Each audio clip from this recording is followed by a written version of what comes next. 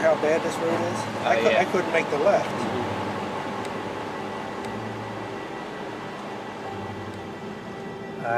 I think there's 18,000 coming out. It's be about 40 tractor trailer loads.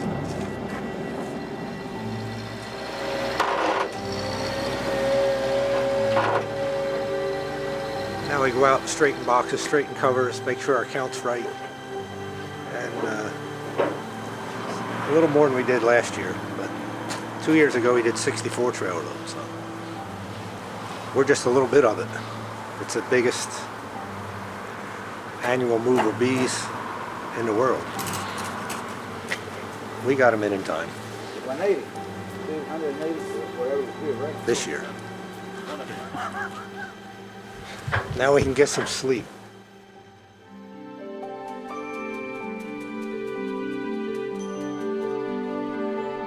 Bees are so fascinating.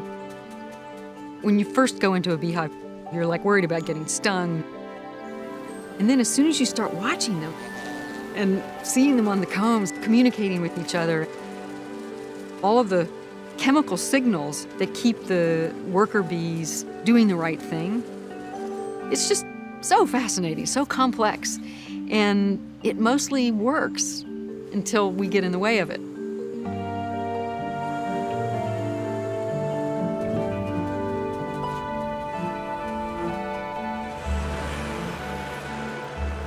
Well, most beekeepers, including ourselves, if you're a commercial beekeeper, for the most part, your honeybees are mounted hives. They're sitting on pallets. They're either 4 hives on a pallet or 6 hives on a pallet.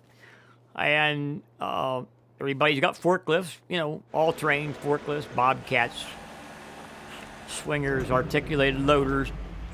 All of our short-distance bee moving for pollinating apples and vegetables and so on, that's all done with straight trucks and so forth.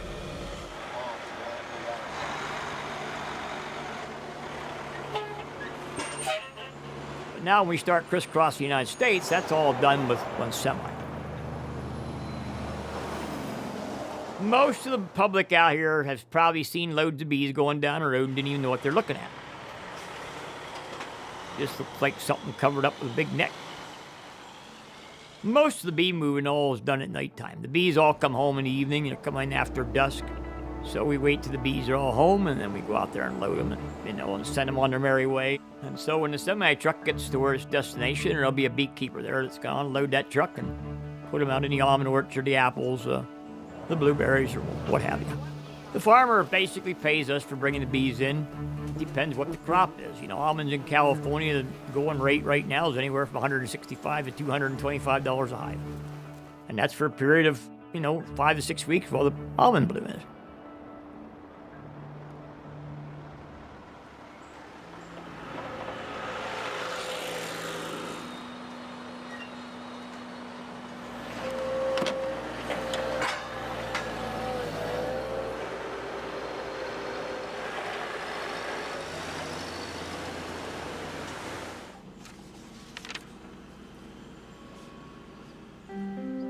Many crops require pollination by insects.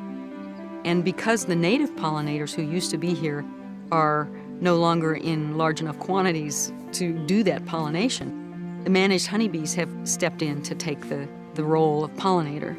Well, pollination is a basic natural function. A lot of plants in nature need insects to transfer pollen. One of the most efficient is the honeybee. So basically, all the good stuff we eat, the vegetables and the fruits and so on, most of that needs honeybee pollination or pollination by native pollinators. The chemical companies, they figure we should eat corn, soybeans, and rice, and that don't need to be pollinated.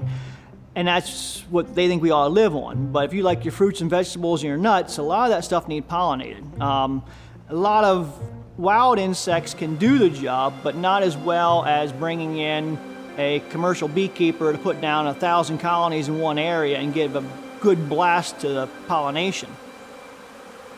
Our business has got 2 different ends to it. One of them is producing honey, but of course the reason honeybees are here in the first place is to pollinate our crops, because 1 out of every 3 bites of food we put in our mouths comes from honeybee pollination. I think the general public should know that our food system is threatened by the fact that the bees are in trouble. And they should care about that because they eat food. So the problem is that native pollinators have disappeared and farming has become a lot bigger, and so due to all this, now they need beekeepers that can move bees from one place to the other. And of course, the only bees that are really movable that you can put on the back of a truck and truck them all over the place is honeybees. The big pollination in this country is almonds, which is in the dead of the winter. The almond tree is not very smart in that way because it's blooming in the end of February and through March. So in California, now there's close to 1 million acres of almonds. It takes 2 hives of bees to the acre to pollinate them almonds, so these bees got to crisscross the United States to get there. Our business, basically, it's a timing situation. An orcharder or a blueberry grower or almond grower or vegetable grower, his livelihood is depending on him growing that crop. And if that crop isn't pollinated when the flowers are in bloom, we got a short window there when he picks up the phone and calls us. In 2 days, I need bees. It's not 2 weeks or 2 months. He needs bees in 2 days. Beekeepers are kind of like the last of the cowboys you've seen in the westerns. We migrate the bees from up in the northern prairies all down here to the Bakersfield area, and we keep them in the west side of the valley. When the spring bloom comes, we'll take the bees and we'll spread them from the Turlock area down to the southern Bakersfield area. The almond pollination is the biggest pollination event in the U.S. bee industry. It takes almost the entire national bee supply. And so a semi-truck will hold somewhere around 400 to 450 hives of bees. And so you start thinking about this, if it takes somewhere in the neighborhood of 2 million hives of bees in California, say, a couple 100,000 of them are already there, maybe 250,000 of them are already there. So that means the rest of those beehives have to come from someplace else. So there's a lot of truckloads of bees crisscrossing the United States.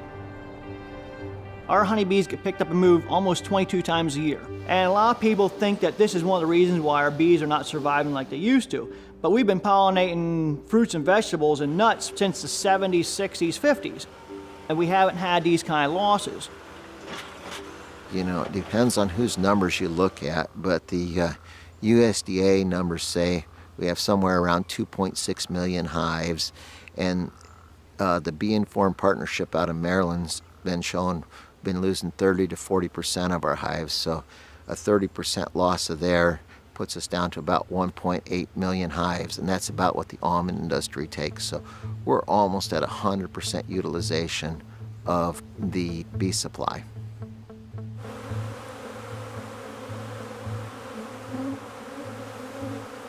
We rely on the managed honeybee for our relatively inexpensive fruits and vegetables that we have in the grocery store. And this means that they're in an area that is treated with pesticides on a regular basis and also densely packed with agricultural crops, leaving very few wildflowers. Once the crop has bloomed, there's nothing there for the bees to eat. For example, the almond bloom in California, very intense activity for the bees for about a month. And then the beekeepers can't leave their bees there afterwards because there's nothing more for the bees to eat. The managed honeybee has the beekeeper helping them survive because it's in everyone's interest for the bees to survive.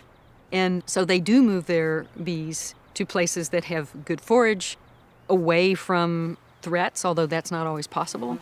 The native pollinators are in deep trouble. They're in trouble because they can't move away from agriculture. We're not monitoring the populations as well as the managed honeybees, but we are seeing in certain places that their populations have plummeted. One, the rusty-patched bumblebee, was just listed as an endangered species. And a lot of it has to do with agriculture and pesticide use in particular. It's so important what happens in California because it sets up the table for the rest of the year, because right after the almonds are the earliest crop in the spring, and after this, most of the bees will go either into a secondary pollination or into a breeding program to replace the old queens and to make up for the previous year's death losses. It's really important on how bees come out here, and The Almond Board of California has done some really good extension work trying to educate all the farmers across the state on what the best management practices are for bee conservation. But it's kind of sad sometimes, you know, a farmer or rancher has so many obligations, he doesn't have time to stay up with the latest technology until there's a bad event.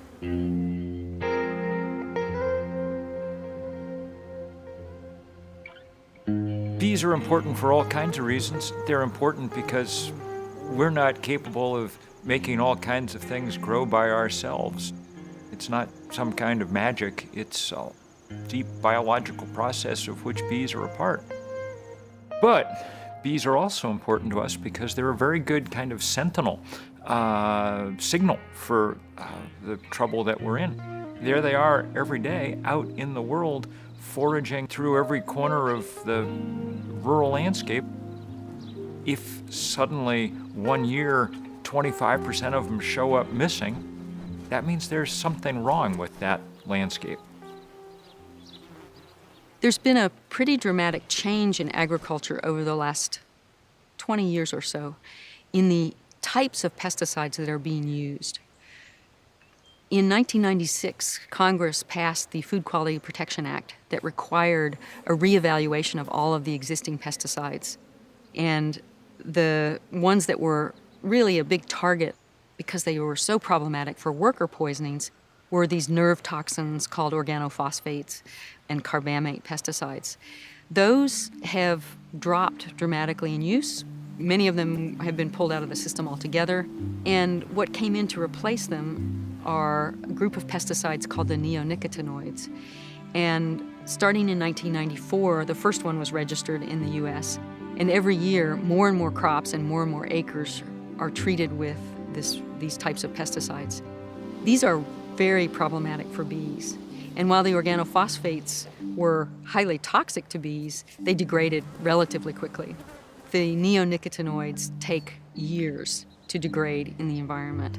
And what that means is you're going to continue to poison the bees for many years after you apply these pesticides. They're so widely marketed and so widely used that they're really everywhere now.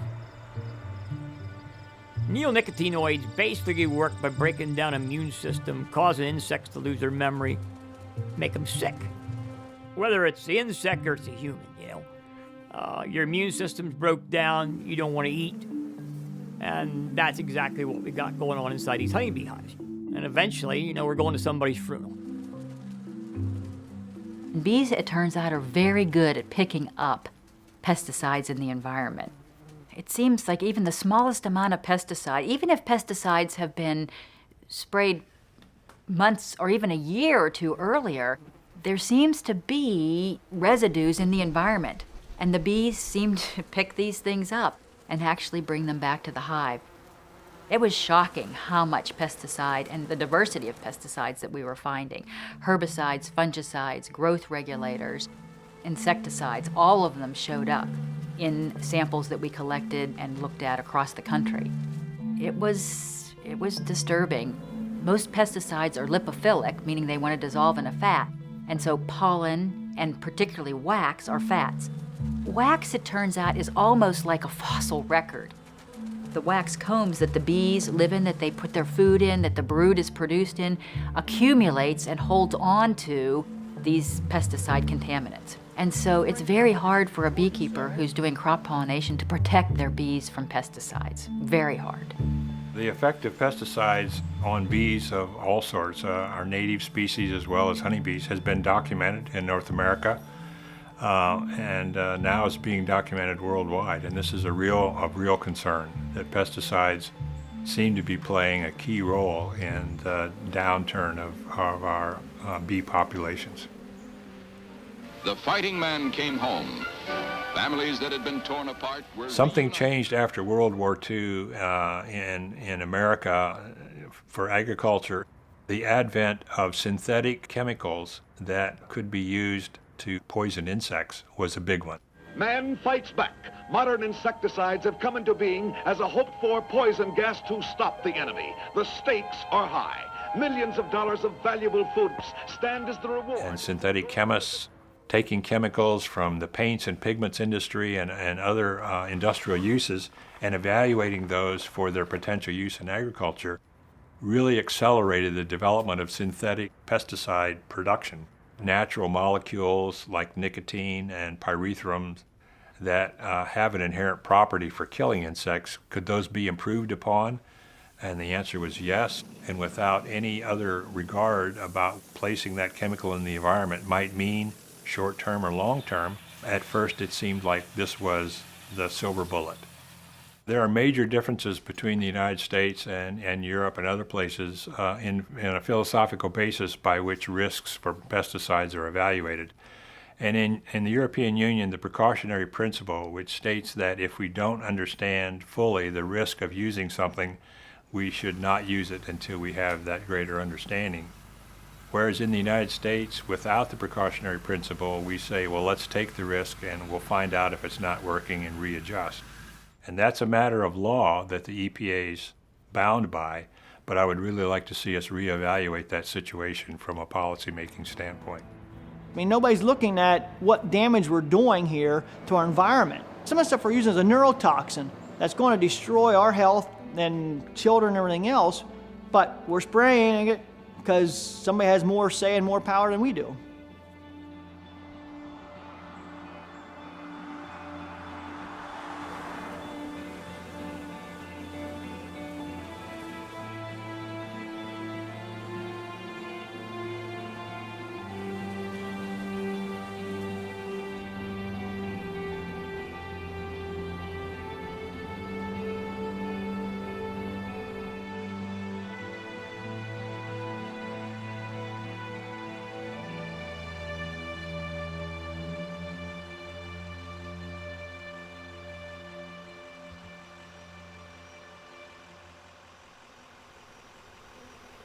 Yesterday I got a call from the one of the partners of this ranch. Said, 80 of the bees are dying.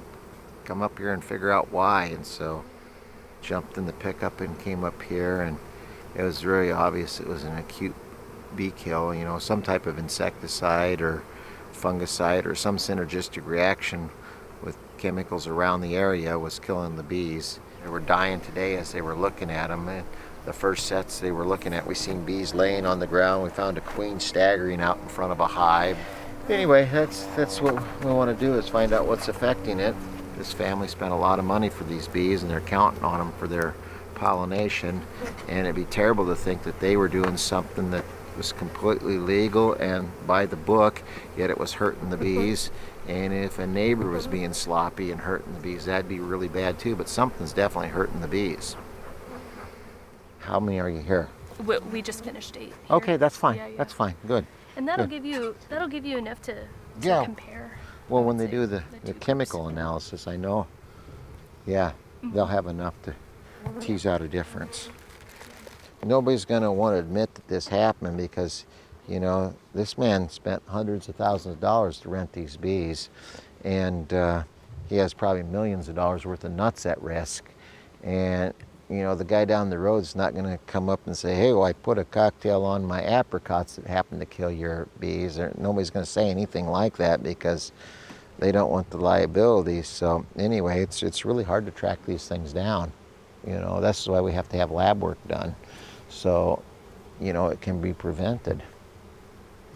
I mean, you can't bring the dead back to life, but, you can keep more from getting killed. It's really important to have good stewardship while they're in the almonds, so they're available for everything else. This is the crop 100% of the bees are exposed to. How bees leave this crop is how they start the next crop. After this, it'll be a real rush to get the bees to the apples and the cherries, and after that, the seed crops across the nation. If we put the same economic value on a honeybee as cattle, we wouldn't have a pesticide investigator out there for this kind of losses. We'd have the FBI out there. Honeybees are kind of thought of as, oh, well, they'll just make more. People talk about the financial viability of the bee industry, but what I think I'm more concerned with is the biological viability of the bee industry. It's like, can we divide them fast enough to make up for the losses?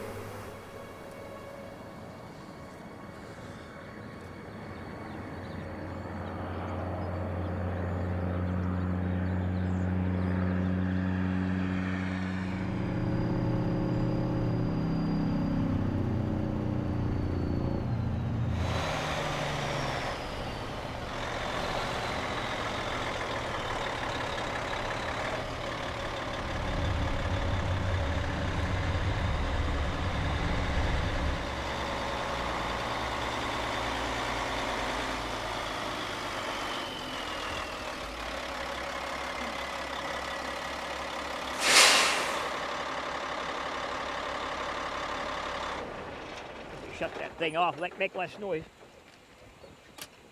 Phone here before I lose that. How many are you putting on? 46 pallets. What's that come out to? That's 3 rows up, that's 5 rows on top. Them things are jumpy. Put 3 rows of 2 and then the rest of them will go up and warmer tonight than it was last night.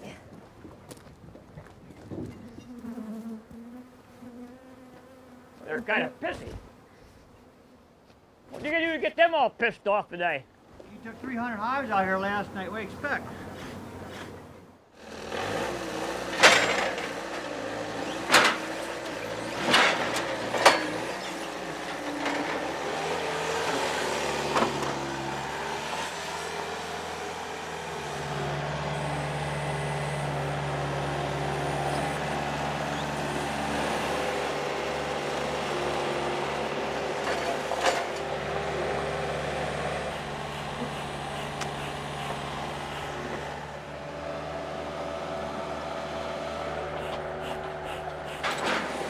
I'm a lot slower getting out of here than I used to be.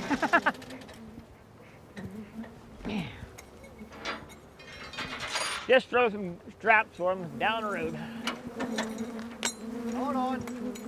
Well, we just loaded 46 pallets of bees, 180 some hives. We're going to 2 apple orchards out around Martinsburg, Roaring Springs, Pennsylvania. These bees off in the orchard and come back home and go to bed the wee hours in the morning.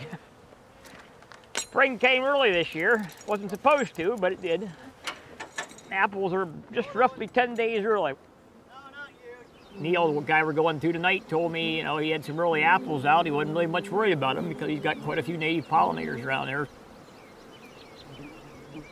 Farmers, apple growers especially, are seeing the need to promote, native pollinators and, preserve what they got in the woods around them.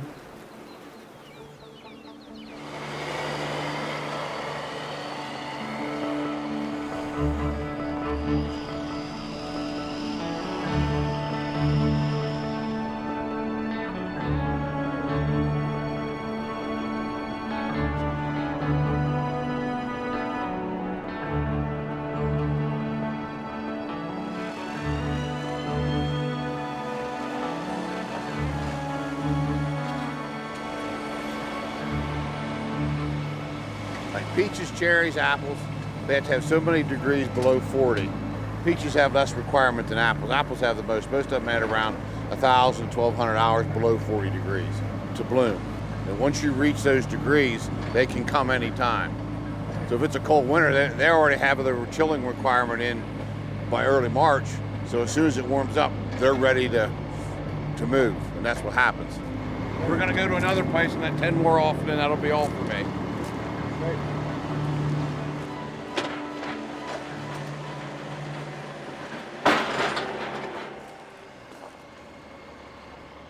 If I had $1 for every time I went on and off that trailer, I think I did have $1 for every time I went on and off that trailer. Him and I just having this discussion here in the last 5 minutes. How long is this thing going to last?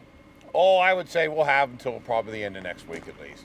Those are Fuji right there, and their flowers are barely open yet. Okay. But I have Empires just down here, and they're in full bloom. Is anybody document where the wild bees are having trouble, or nobody says there is no wild bees? Oh yeah, hey, there's a guy at Cornell University that's done some work. I mean, and we use as many. We use more chemicals than dairy. We don't use as much herbicide as they do. But your salesman comes around and he expects you to buy something every time you come around. I know.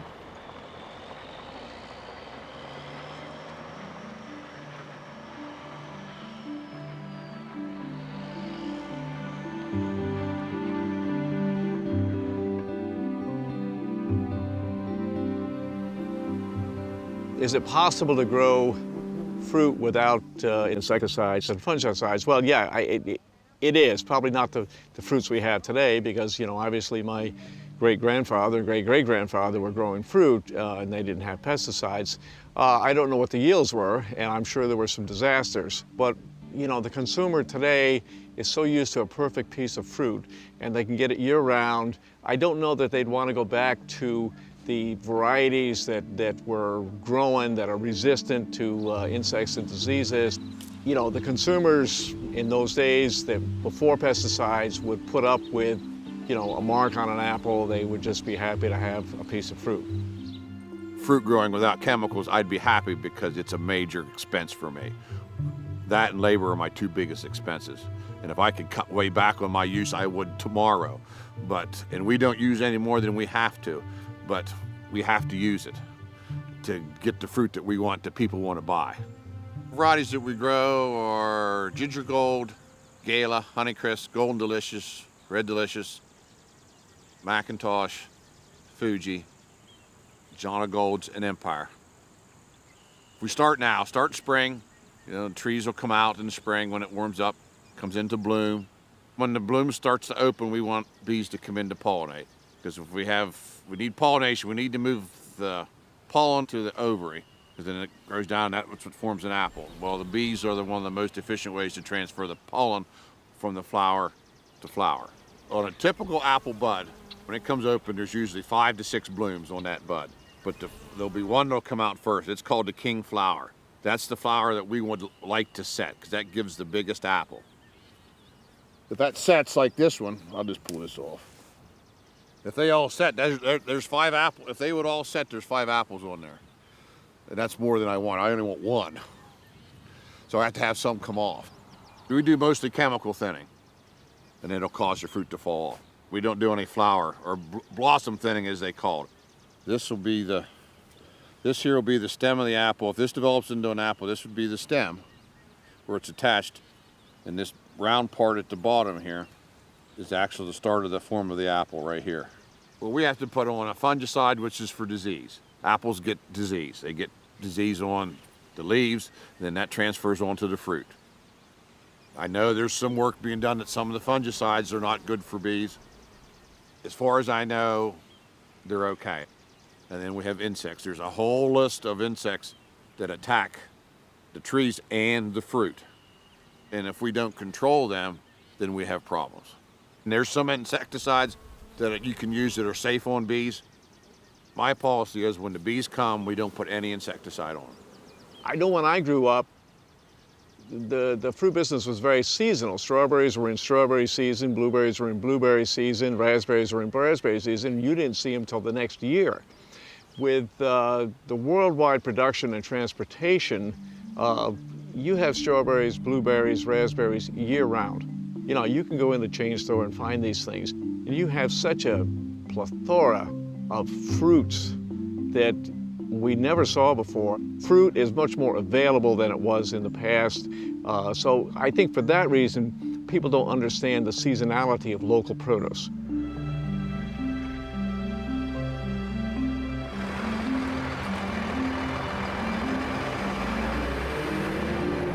All right, sounds good. Thanks, Kevin.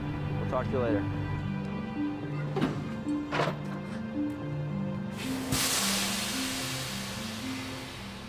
I've been doing this, you know, consistently for 16 plus years, and you know, you jump out of the truck and these bees have been here less than 24 hours sitting here, and there's quite a few bees on the ground outside the hives, and it's only 50 degrees or so, so it's definitely an alarming situation where you see this many, you know, bees dead on the ground outside the hives when it's only 50 degrees. Bees haven't been flying much today. They are still flying a little bit, but this is nothing compared to what it would be if it was 70 degrees out. We probably wouldn't be able to stand here without any equipment on. Sometimes I feel as though I get numb to it, and I'm used to it because it's the way it is now. But you know, other times I want to sit here and scoop all these bees up and send them off to a lab to get analyzed and, you know, find out what's wrong, what's going on here. But, you know, in many cases, like right now, beekeepers are hustling around. I'm moving this load out tonight, and I got to move another load in tomorrow to do the same thing again. Consistent pollination race, so to speak. If you look up close there, you can see the bees are pulling out the dead from inside the hive. They'll just drop them off the front of the hive and leave them out in front. Just recently found out basically that they're using 7 to thin the apples, which is a highly toxic pesticide for bees and all insects. You know, everybody's wanting to thin right now. So as soon as the bees get out, they start up the sprayers and try to thin. Things like apples, where they purposely only want to set the king bloom because they want to get larger fruit size. What they found is that if they set too much bloom, they actually have to send people out to thin. And they found that some of the insecticides, particularly 7 or carbaryl, can be used sprayed on the blossom to actually cause it to abort bloom. And so one of the issues we have around those types of crops is actually removing the bees quick enough that we don't come in contact with the thin sprays later in the bloom. Even though this is a really big orchard, just the other side of that hill right there is somebody else, and it looks like, judging by the tire tracks, someone was in there spraying last night. Every single row had been gone up and down in the last 24 hours. You can see it in the grass. I'm sure there's a good reason for it. It's an effective thinner. It's what they're using. But is everybody communicating enough with their neighbors about the bees, or is it just, well, my bees are out, so I'm gonna thin? But my bees, you know, there's still partial bloom on some of his trees, and my bees work those trees. So, you know, it's something that, it's definitely a danger in pollination, and we don't quite have answers as to what to do about it. One guy doesn't know the other guy's bees are there, and next thing you know, they get dead bees and an upset beekeeper. So, it never ends.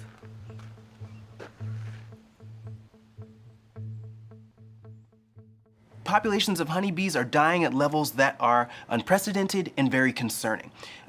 So we have been seeing between 33% and close to half of the colonies in the US dying every single year, which is disturbing.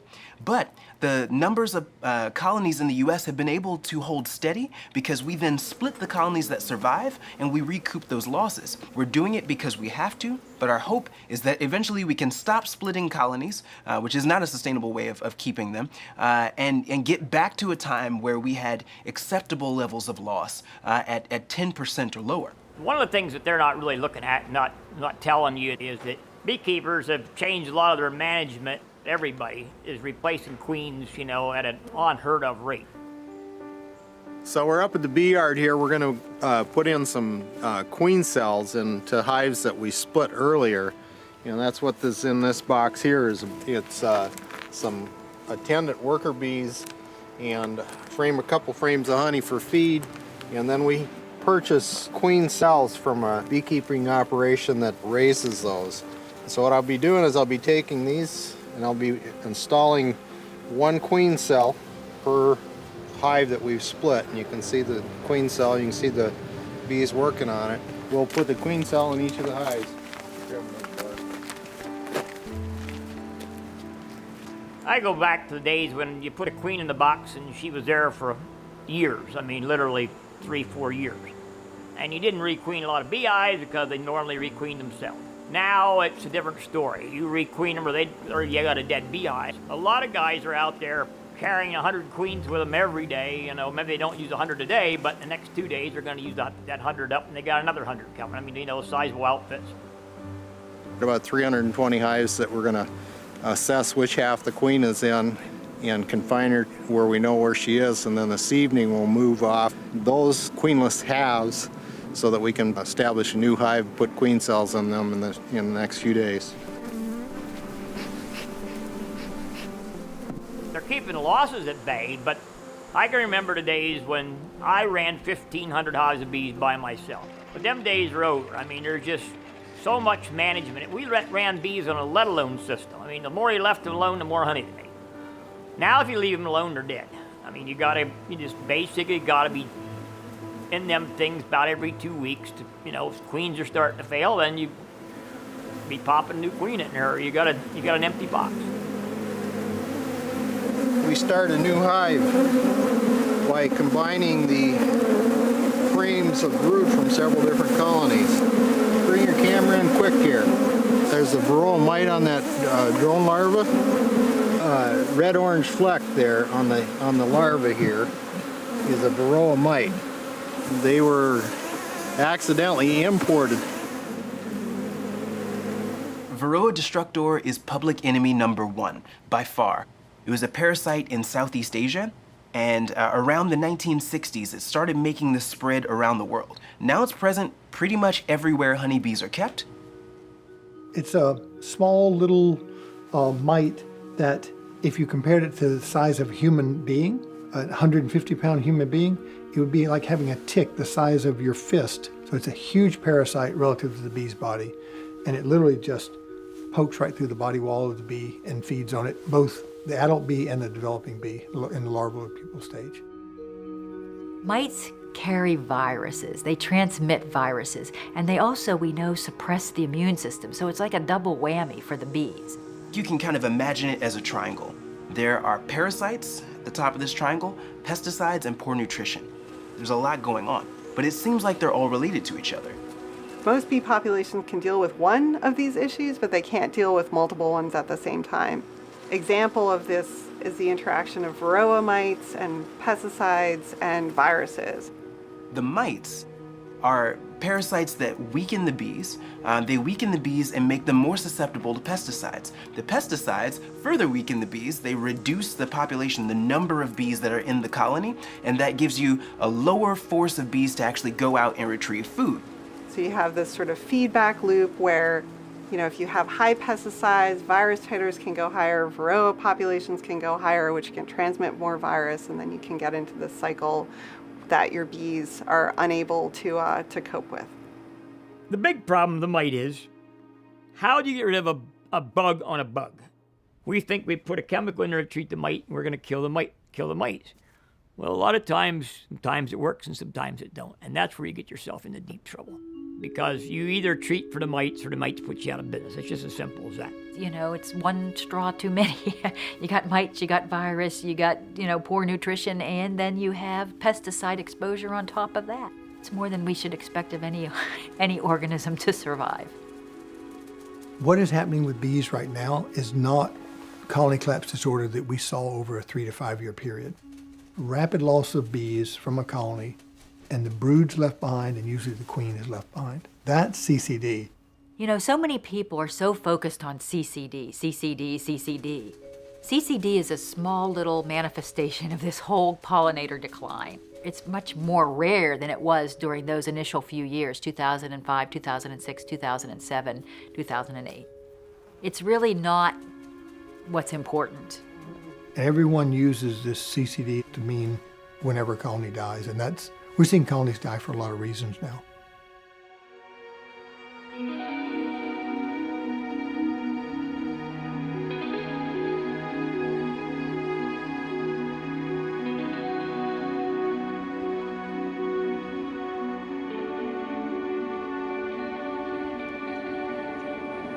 Wild blueberries are only grow here in Maine and Nova Scotia, Prince Edward Island, New Brunswick, and Quebec.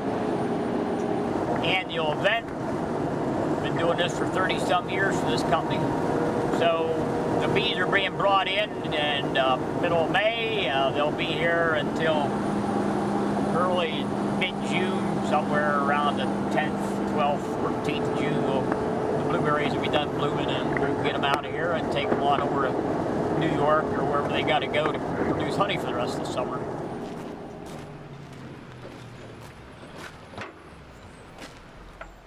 This load came out of Florida. There's 396 hives on here. We're going to put these out in 3 or 4 yards this morning, and the black flies are bad.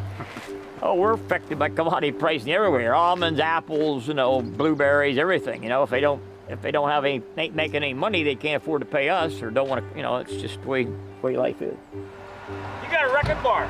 It's on the nose of the trailer. Oh, okay. Trying to find somebody must trip one out of this truck. But blueberry prices are down, and it's costing more to produce the blueberries than they're worth. So it's economics.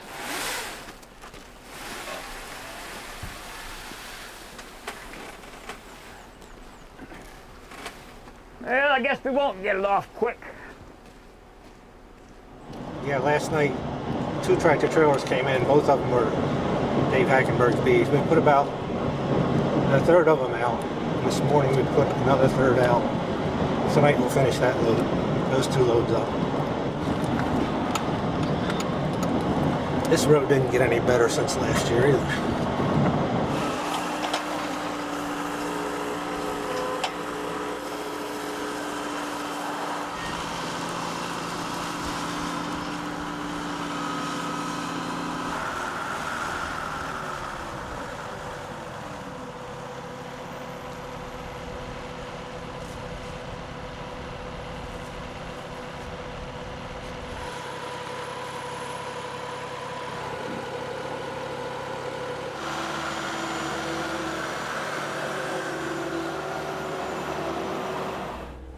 I'll let you put the other one here.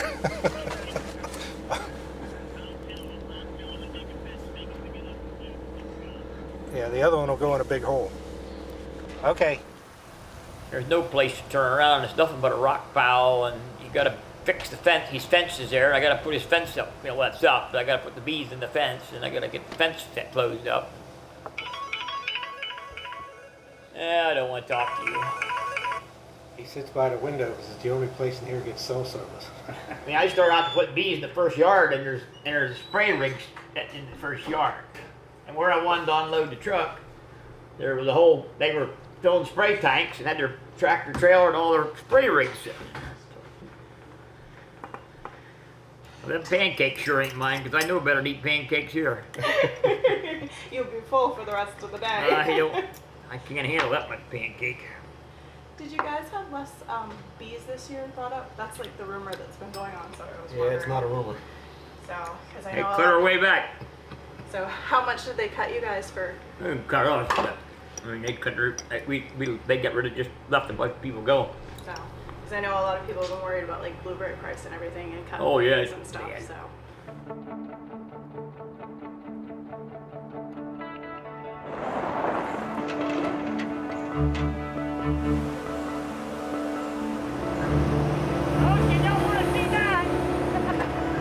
We go right out the road here until you turn left and then make that first right.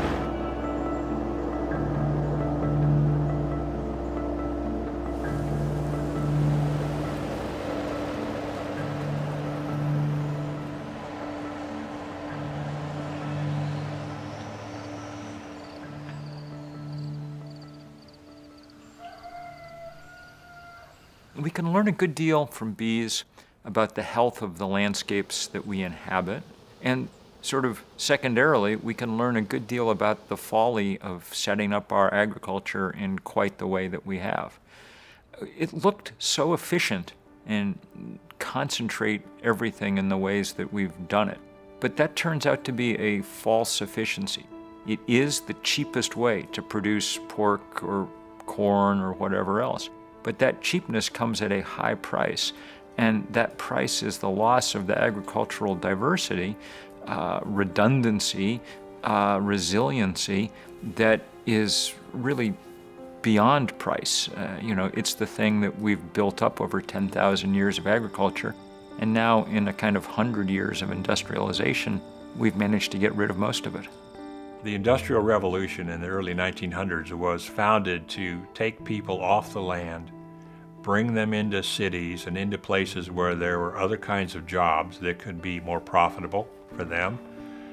We had more than enough people to grow the food that was necessary. And so the emphasis in agriculture was totally focused on increasing the productivity of crop production and animal production at the individual farm level. And we've made great strides in doing that. And as a consequence, fewer and fewer individuals are engaged in farming because fewer individuals can farm larger and larger operations, whether that's a milking herd of 100 cows or farming 300 or 400 acres of crops. We've evolved a system that's efficient from use of land in terms of amount of food that can be produced on it, but it's not a sustainable system. It's not healthy for the soil. It's not healthy for the product that's produced in terms of its nutrition or other properties, and it's not healthy for the environment as a whole. Well, we went down a road with agriculture, didn't we?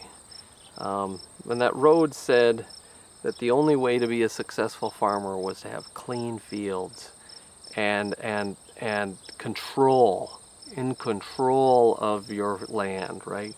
If you had weeds or if you had something out of place, you were a bad farmer.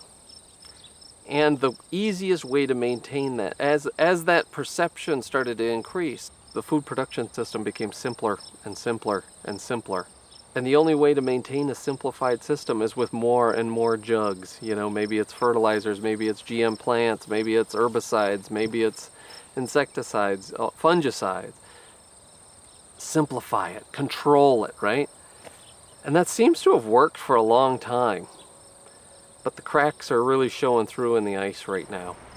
Everything within the current infrastructure is hell-bent on making the system work, rather than questioning, should we have ever gone down this road to begin with?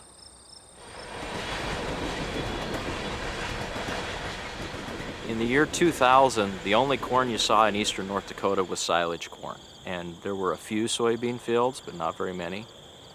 And in 2006, George Bush gave a talk, and he mentioned something called biofuels.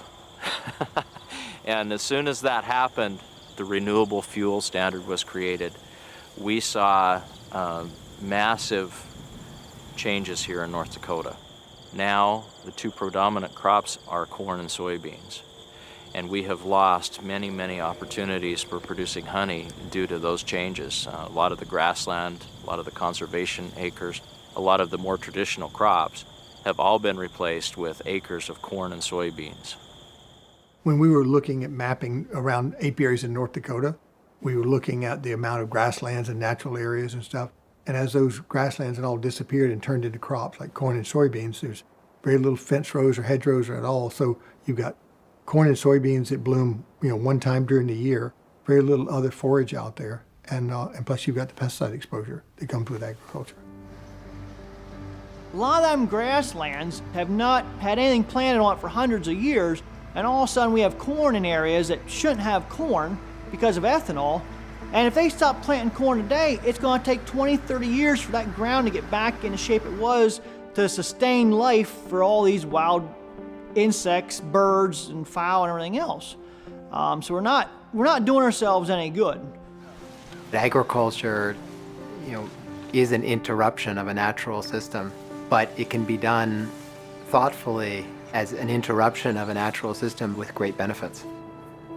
From what I've studied and what I've learned from visits to these farms that are forced into monoculture, I just want to be careful that we talk about farmers that are driven to want to farm in monocultures. There aren't a lot that I've met. We have a system that's teetering. It's hard to recognize that because the supermarket shelves are filled. The instability is there because of our food choices, not because there's some evil empire trying to destabilize our breadbasket to the world. If anything, it's because we have demanded an alarmingly small diversity of grains, mostly, that feed us. And that's pushed the food system that we have into the place it's in. So it's a reflection of us. Crop rotation is just really moving plants around to different areas. Rotation in general is a really important concept in nature. It reduces the potential of accumulated pathogens. It exercises the soil to really draw different things out of it because every plant species has a different need that it's taking from the soil. Kind of moving through sort of a procession of plants, you're balancing the soil and working with that system. That's not the case with corn and soy. It's our choice to have transposed this grass crop as corn or soybean crop on top of what really wants to be a perennial grassland. If we could really look close at the plains, we would see huge shifts in species. And not just the animals moving across in the way they do, but the grasses changing one species to another over long periods of time. What made the Great Plains is that movement and change. We have some of the most beautiful soil on this planet in the Midwest of our country, and we're just chipping it away with corn and soy. We're not generating something new. there's more that could be added with the corn and soy. We've lived in the Garden of Eden. We came to a place that had virgin soils. And there's temperate climates that have resulted in an overabundance of food from the beginning. And when the soils were depleted on the East Coast, we plowed up the Midwest and became very rich off of that. And when those soils were depleted and distraught, we moved west. Manifest Destiny is about chasing virgin soil and yields. And we have come to the end of the line, of course, only just recently. And so the question now is a real inflection point of a fork in the road. What do you put the pedal to the metal and try and increase yields? Or do you think about how we produce food in a completely different way? And if we do, then we have to change the whole food culture. We really have to create a system, a pattern of eating that supports the kind of diversity that the landscape needs to be healthy. We don't have that. Think about a place like the Dakotas, which used to be a diverse agricultural landscape and actually perfect for bees and that part of their cycle, far north. We've turned it into an agricultural monoculture, and we've interspersed that monoculture with thousands of oil wells as we've fracked apart the Bakken shale. It's a pretty remarkable industrial landscape now, and it's not very friendly to people, at least the people who'd been there for many thousands of years, who've tried their best to stand up against things like the Dakota Access Pipeline, and it's not very friendly to wild nature, including the pollinators. We have this idea of the American West as this great untamed natural place, but in fact, outside of the national parks, it's been about as industrialized as it's possible to get. The bees are dying right now. They're not the only things that are dying. I mean, we're also losing birds, bats, butterflies, entire habitats we're losing. This is one of the worst mass extinction events the planet Earth has ever seen. So what are they facing right now? It's the same thing that we're all facing. Pollution in the environment, a simplified agricultural system, a simplified landscape where they can't find food. Suddenly you've got starving, poisoned bees, and guess what? They get sick. So what do I see when I see this simplified system? I see farmers that are ready to make a change, but don't have they're not hearing any voices telling them what this is supposed to look like or how to get it done. And we can start that. It's already started. It's already started. We know what we have to do. It's just a matter of getting it done.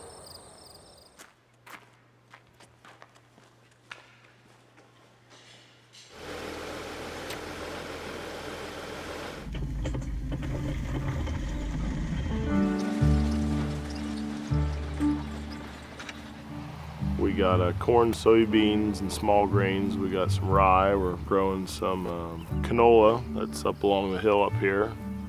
It's about 2 years old. We're also growing some yellow field peas, so we got a diverse mix of some things, but we're just not your standard farmers. We're last probably 6-7 years we've been farming a little bit different than mainstream agriculture.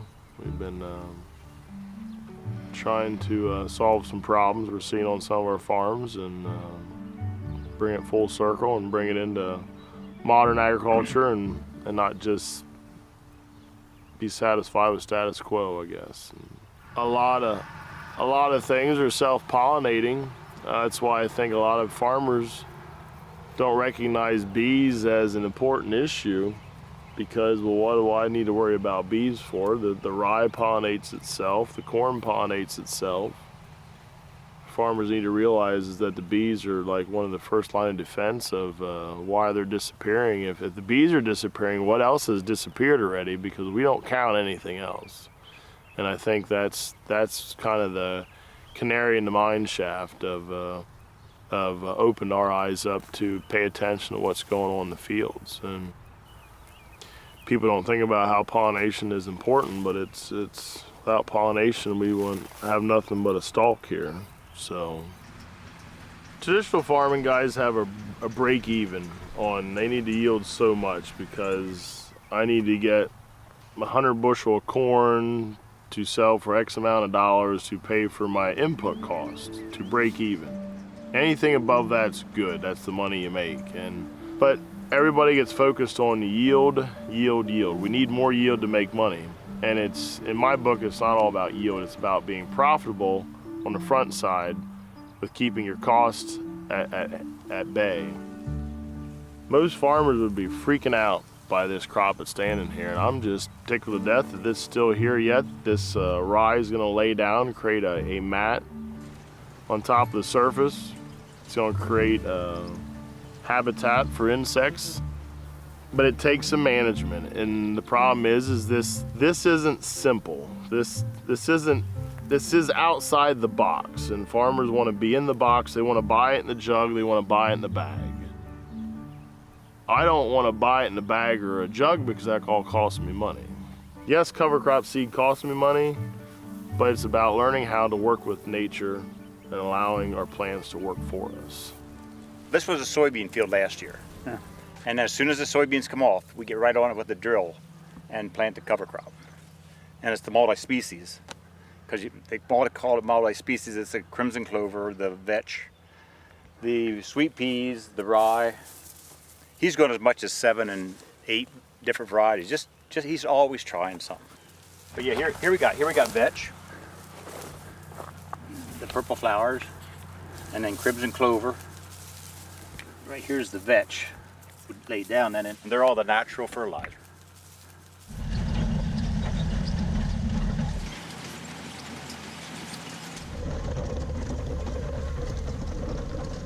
This is the before, with everything up there, and this is the after. And the only thing that disturbs this soil is the planter disc, and this is the only place where it's worked out. And then that's just perfect. We come to realization that soil isn't dirt, and that soil is a living, growing, thriving thing. And just as you commented on why soil is so important to the bee population and bee health, it's also important to human health also, and that is something I think is hugely overlooked. We're trying. We're trying to help the environment. I mean, we're doing all we can do to do our share to save soils, cut down on sprays, just trying to help the environment, So what we have here is kind of a juxtaposition of contrast. We've got what agriculture says, is a well-managed farm over here, and what I say is a well-managed farm over here, as far as the diversity and stuff like that. But this is soil from a heavily tilled field, right? That's hard. Imagine if you were a raindrop and you were falling. None of that water gets into the soil. All of it just bounces off and then runs away, right? Carrying oftentimes a lot of your topsoil with it. I mean, when you smell it, there's not a lot there, right? You break it up, and what happens? It plates off. It plates. Look at that, because there's nothing growing in there. There's very little organic matter, okay? Breaking it up, I don't see any worms, I don't see any ants, nothing. So now let's take a look at what we've got over here in our regenerative soil. Now look at this, look at this. That is a healthy soil. It crumbles. That is a healthy soil. You want to know what the answer to your bee problem is? Right there. This is the answer to the bee problem. If we got this on most of America's soils again, your bees would stop dying.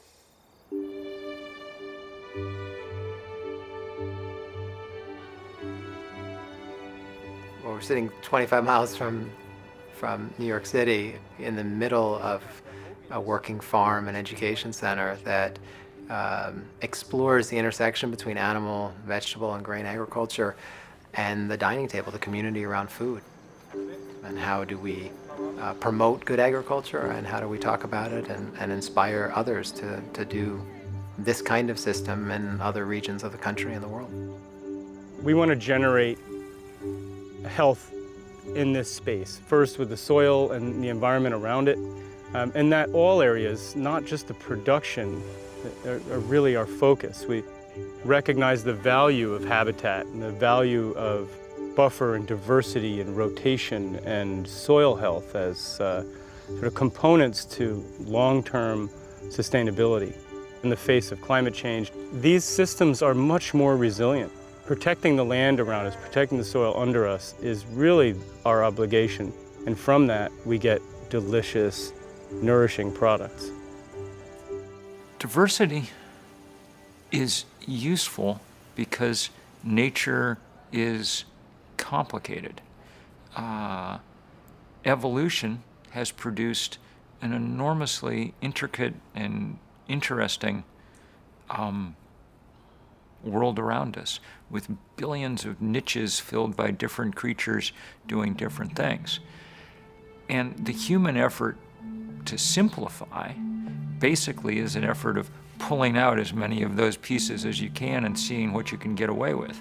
When I look out and I see, simplified agriculture, I see an opportunity, I guess. 5% of the terrestrial land surface of the country right now is corn. It's not 5% of the cropland, 5% of the land, one plant species. It's all maintained with chemical fertilizers.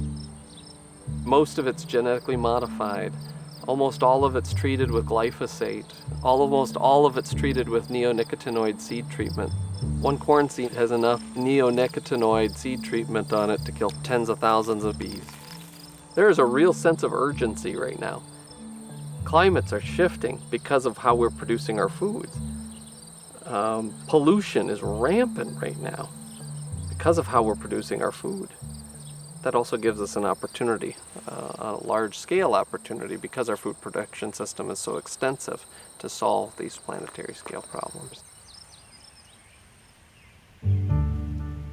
The strip we're standing on is actually a pollinator strip. The farmer that I rent this from, he grows pumpkins and sweet corn. In the last 3-4 years, his goal and my goal is to create habitat for beneficial insects and the bees, and part of the field that doesn't get sprayed, and just to start working with nature a little bit and help them out a little bit.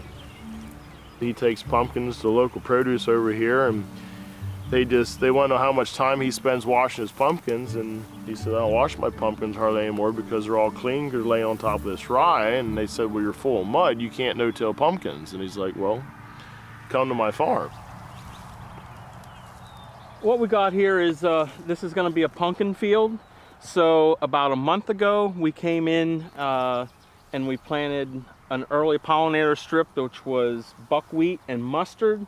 And the idea is to try to get that established quickly so that when we do start to plant pumpkins in here, that there already will be something existing to attract our beneficial insect. The idea of that is then that we will have something blooming the entire time that the pumpkins are growing. So another tactic, if you want to put it that way, that we tried this year was, now we did this about 10 days ago, where we came in and we planted a row of blue Hubbard squash. I've been told by numerous seed companies and also other producers that blue Hubbard squash attract the cucumber beetles particularly more than they will attract to regular pumpkin plants. The idea is it creates a trap for these bugs to come to. So I pulled back the rye here that was the cover crop in this field, and this is one of the blue Hubbard plants right here. You can see how it's chewed. Now the cucumber beetles you're not seeing right now because they're very shy. As soon as they hear or see something, they take off and hide in the residue, which you can see here as well, which feeds our biologics and our critters that live in our soils here. But there you can see what we got, and they're just chewing the bejeepers out of this row. And if we go over here, here's a row that's 6 feet away from it. And this isn't just one that I picked out. They're in a row here every 4 feet. You can see that this plant is green and lush and no insect damage on it whatsoever. There's another one, and right on down the row. This is not the results I expected to see this early. I really didn't expect to see this till later when there was actual flowers on them and there'd be more pollen there, and that pollen I believe is more attracted, or the cucumber beetles are more attracted to that type pollen. So it has just really been amazing. And like I said, we're in the very beginning stages of this, but man, it's got me fired up right now. So we're excited. What we're gonna do is we're gonna use our little hand sprayer, and we're only gonna spray this row. We can keep them contained to one area and not have to spray insecticide over the entire field, which, you know, most of the insecticides, when you spray it, you kill everything. And we don't wanna do that.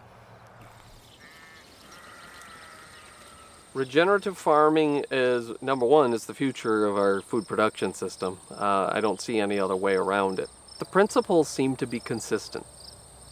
Do not disturb the soil. Tillage was one of our biggest follies.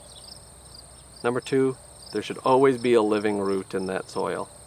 Number three is some diversity of plants is better than none, and more is better than less. And then the final principle that seems to be unifying in all of these different regenerative farms is integrating crops and livestock production. We separated them, didn't we? We partitioned those things.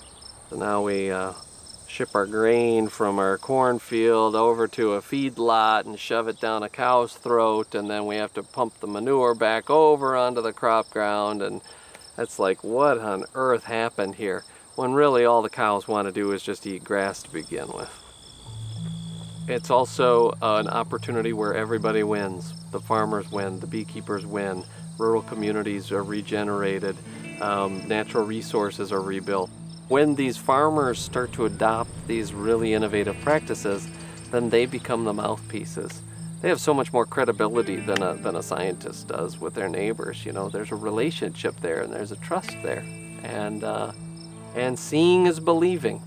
20 years from now, cover crops and that regenerative farming will be the norm. I think we've probably hit the worst spot for bees, and we're on the mend now. It hasn't got a lot of acceptance, but there's cutting edge guys in every community that are starting to do this and experiment. And, you know, more than policy, what gets buying is new pickups. So when they're successful, their neighbors will notice it, and anyway, then that word will spread like wildflower, because even faster than policy, new pickups, that's what spreads techniques.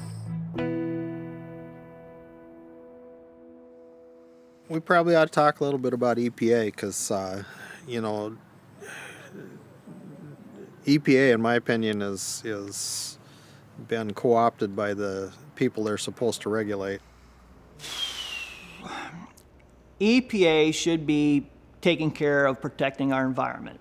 I call them a CPA, they're Chemical Protection Agency. I've talked to people from EPA in bee meetings already about just like this corn deal. They know planting this corn, they've tested the dust, they know how bad this chemical issue is coming off the corn, but when you talk to them, the first thing out of the guy's mouth is, what do you want me to do? Tell a farmer he can't use his new $150,000 piece of equipment. And my thing was, what does it matter to you? You're the EPA, the Environmental Protection Agency. Your job is to protect the environment at all costs. It doesn't matter what that farmer paid for that piece of machinery. It doesn't matter what the chemical company paid to put that chemical on the market. Your job is to protect the environment. EPA doesn't do much original science. Certainly not the regulatory branches like the Office of Pesticide Programs. The Office of Research and Development does, but they don't regulate anything. The Office of Pesticide Programs has people who review studies that are done by typically chemical manufacturers themselves or consulting companies that they hire to do these studies. Guidelines for studies on honeybees are not very well developed yet, and they're just in the last few years do they even have some guidelines. And I would say there's only been probably 3 or 4 real studies done that look at the bees in their environment instead of in the lab.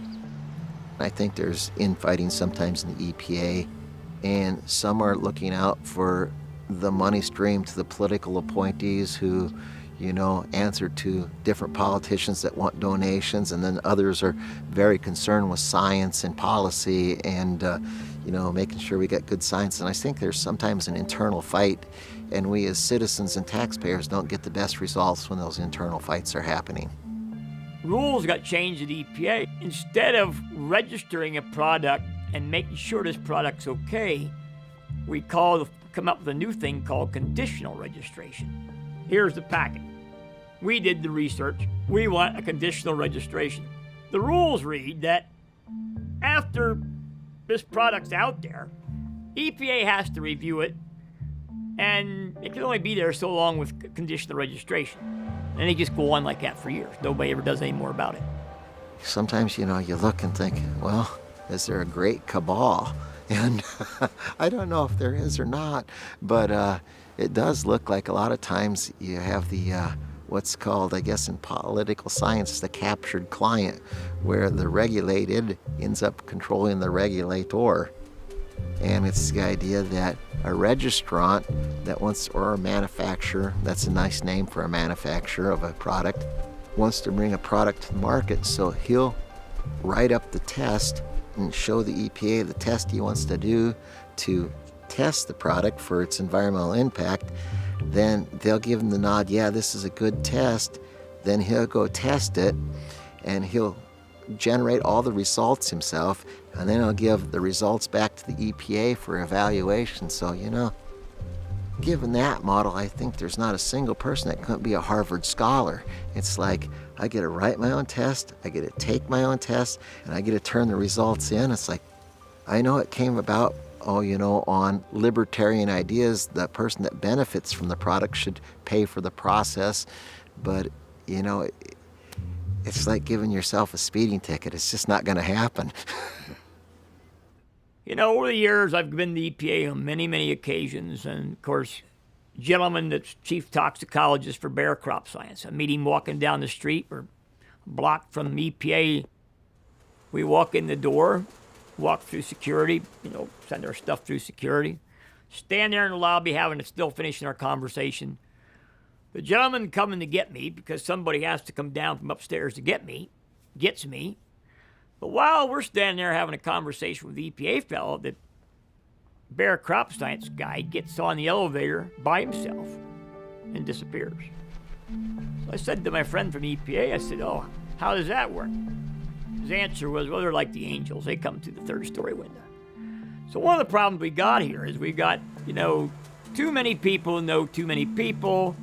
And if you go to EPA, it don't take you long to figure out who worked for who, or they leave EPA and go get a very good job or position at one of these companies. As a taxpayer, do I feel confident that they're protecting me? No, they're not protecting me, because they're basically taking money from the chemical company for registration to do the paperwork. And that's how it all works. They're paying EPA. There's tremendous money invested in the current system, and that money funds campaign contributions. Those campaign contributions then influence what senators and congressmen ultimately vote for, and if you are jeopardizing those contributions, then suddenly your federal agency's budget gets cut.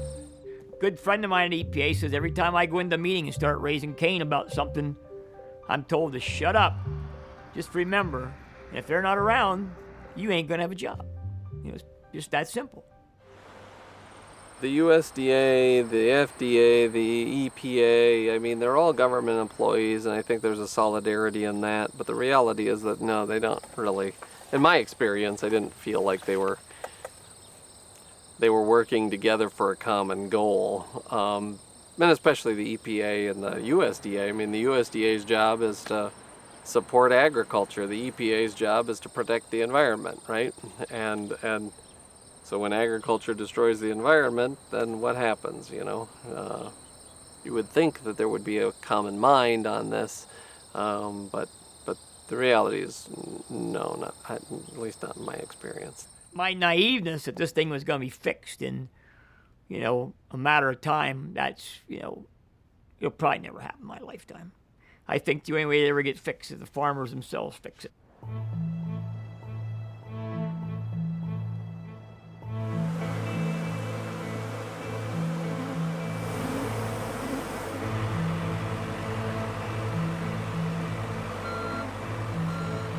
After the almond pollination, we undertook a project of requeening all of our hives. So I mean, just because of the environmental stresses on bees nowadays, we requeen every hive every year.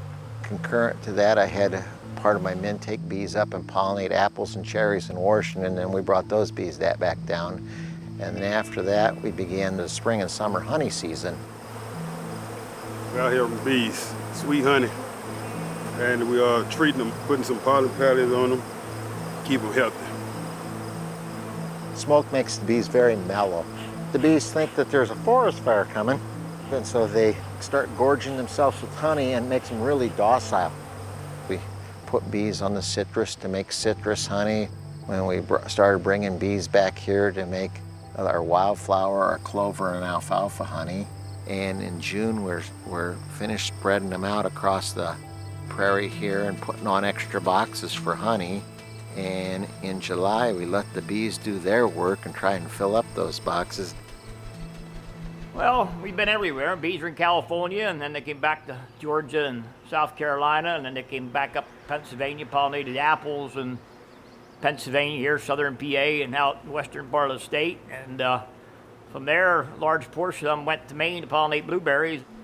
I'm leaving a day and a half here, give or take, to go back up there and spend the next week rounding them up and sending them to Davie, we're in New York, using to make honey and make more bees. This time of year, we're beginning harvest full throttle because we want to have everything harvested by the middle of September, and we'll ship them to the West Coast for the winter before the prairies become really cold and unbearable. First step in the harvest is take the honey away from the bees, and then we'll heat it up, and our first machine will take these little wax caps off. They're just a very thin layer of wax. The bees put this cap on when they get it dry enough so it won't spoil. When it gets down below 18.5% moisture, it becomes so dry that it can't ferment. And so they put that cap on to keep it from reabsorbing moisture. And then we'll put it in a centrifuge that will spin the frame, and that will throw it out, and we'll sell that honey to a packing house. And then you can enjoy the same thing I'm enjoying. If it were any fresher, you'd have to be a bee.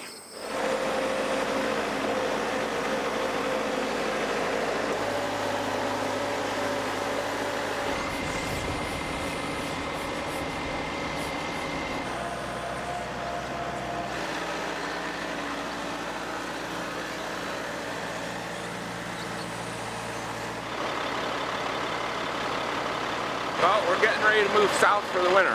It's time, the cold weather's coming, and it's just that time of season. It's the vicious cycle, as I call it. When the seasons change, the bees need to go with the seasons. Back there and push that back over and go with it.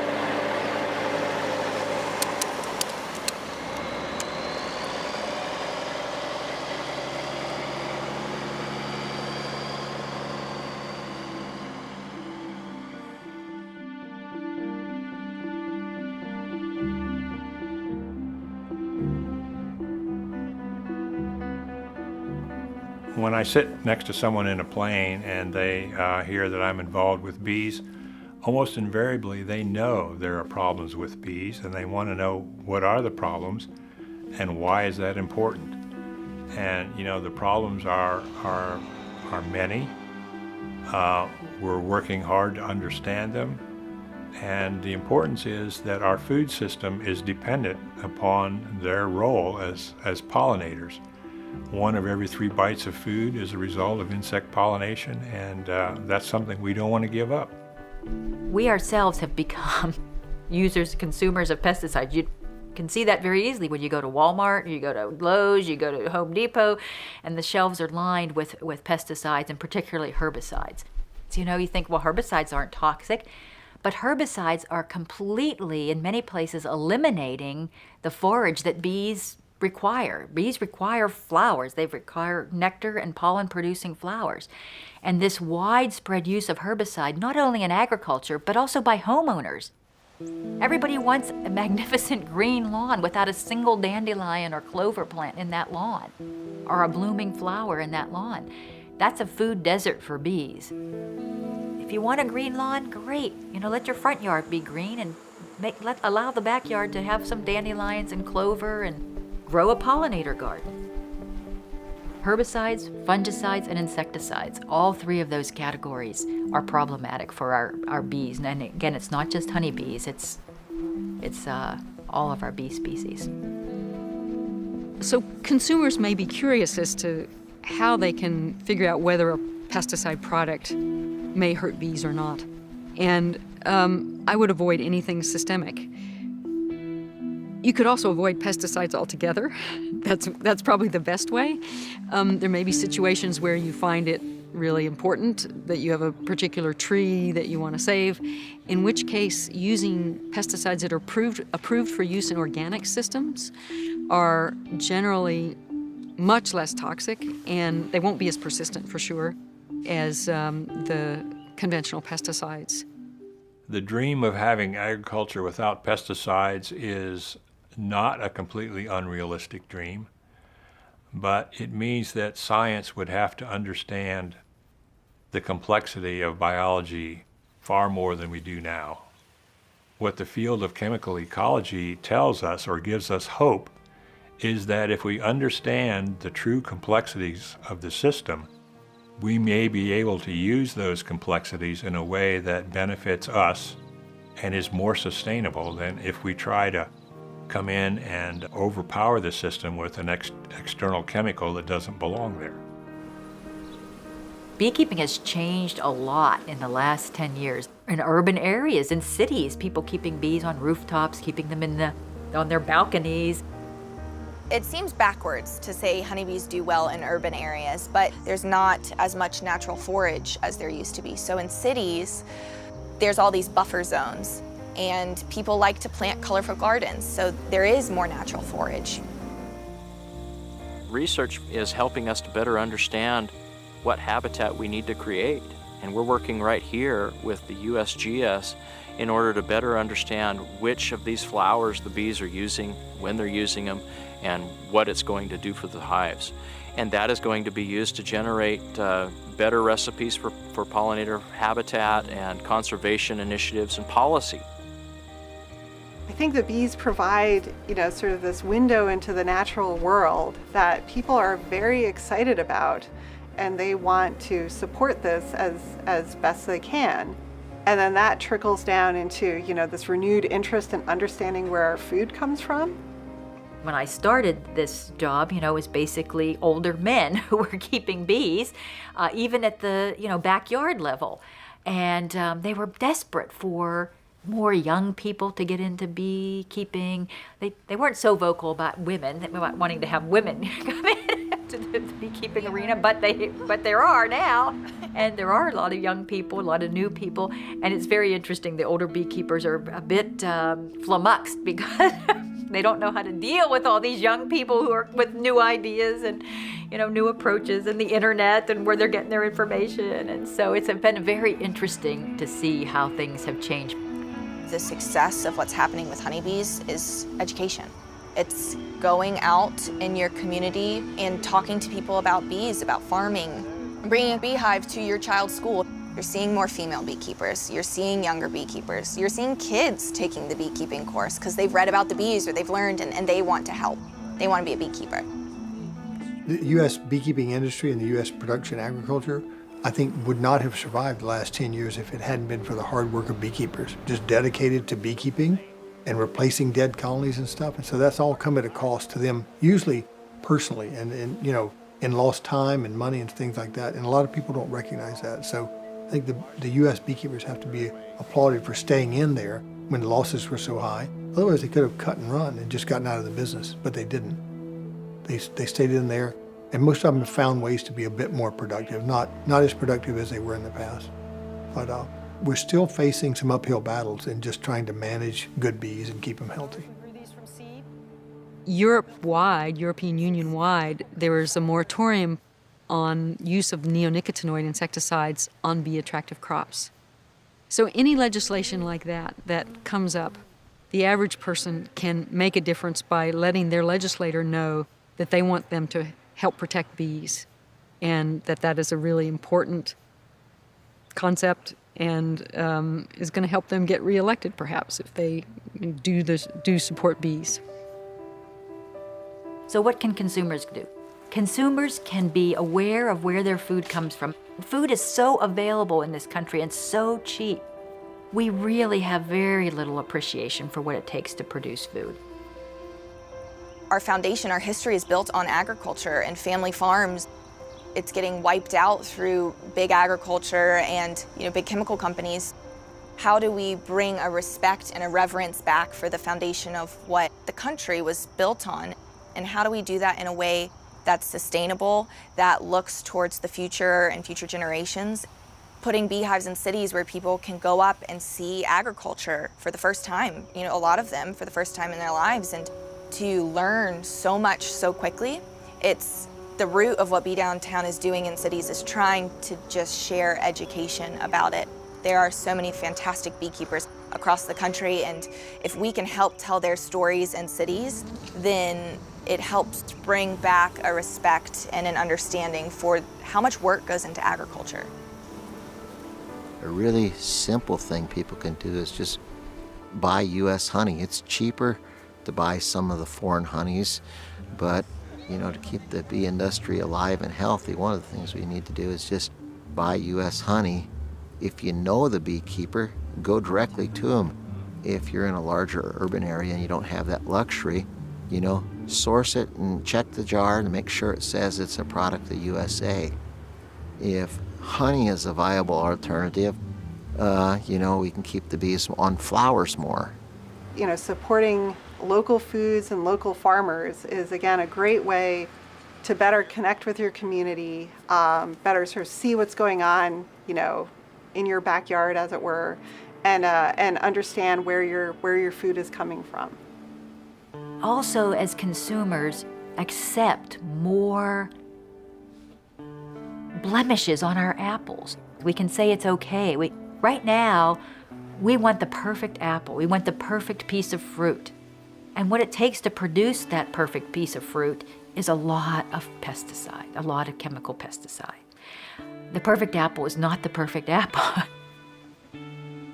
A better way for creating a sustainable agricultural system is starting to come not from the regulatory agencies, not from the top down, but from the bottom up, from the consumers demanding organic food, from places like Costco and Walmart providing organic food, because they're big enough that they need contracts with growers. They say, we need 500 acres of organic tomato sauce. Can you do it? And then it's like you're not swimming upstream anymore. It's capitalism, and you're using that economic driver to change the farming system. That's where the future is, in my opinion. We're seeing more people buying directly from farmers in different ways, through farm markets, through CSAs. There's a whole food movement that is very exciting, and a lot of young people actually are very aware that there is a problem and that they want to know where their food comes from. They want to eat good, healthy food. So I am hopeful. It's like so many things. Things have to get really low. Things have to get really bad before they get better. And I hope we're as low as we're going to go. I see the future and it gets me so excited, Not just the future in terms of bees, but also it's so exciting to see these farmers totally change what we think we know, challenge the system, Paying attention to the natural world around us and how it operates can be a lesson for us in how to not only survive among fellow human beings, but survive in synchrony with our environment. Bees are just one of those things that benefit all the way around. You can see it if you watch it, and then you can see it quantified when scientists watch it. We know bees are the right thing to have on the landscape. We know it's a win-win-win, and we really get a nice pleasure out of it when other people realize it too. I don't care how many of these little, whack-a-moles that you knock down, your arm's gonna get tired before you solve the bee problem. You need to focus back on reinventing how we produce our food to begin with. Then suddenly neonics aren't an issue anymore. You just don't need it. You don't need all the glyphosate anymore. And and we have healthy kids again. We have healthy bees.